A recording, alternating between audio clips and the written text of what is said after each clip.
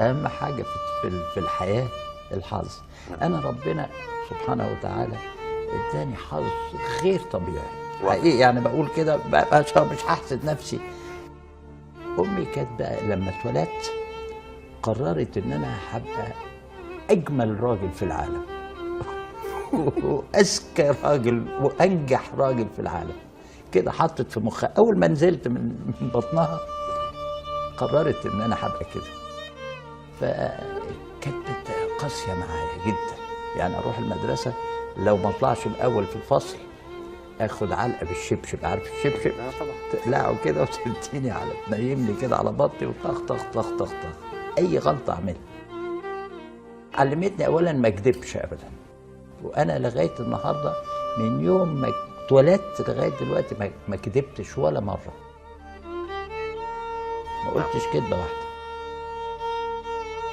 انا وصلت للسن كبير، يعني دلوقتي انا قربت من 78 سنه ان شاء الله. ما شاء الله. ما شاء الله، الحمد لله الحمد لله، وصحتي كويسه الحمد لله. عايز الماضي ده كله نسيته، مش عايز افكر فيه خالص، والمستقبل كمان مش عايز افكر فيه خالص، ولا بكره ولا بعد دقيقه.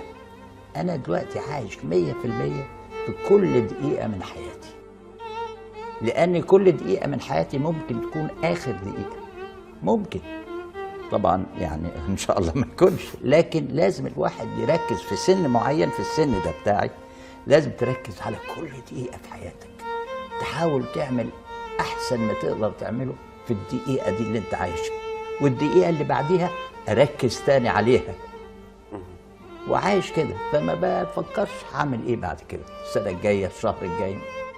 كل دقيقه بقضيها 100% بكل روحي وبكل قلبي وبكل تفكيري وبكل حاجه. ما عنديش بيت، ما عنديش شقه، ما بقبلش اي عزومه في بيت اي حد، لان لو ما عجبنيش الاكل هقول الاكل ده وحش، جبتولي ليه؟ هل لك صداقات من الفنانين، يعني صداقات حميمه او بس صداقات عمل؟ لا بحبهم كلهم، لكن ما عنديش صداقة، لان انا على سفر طول الوقت. انا عايش بين باريس والهند ومش عارف، مطرح ما بيعملوا لي افلام بروح اشتغل. نعم. فما بلحقش اكون صداقه مع ناس، لان ما بعيش معاهم. يعني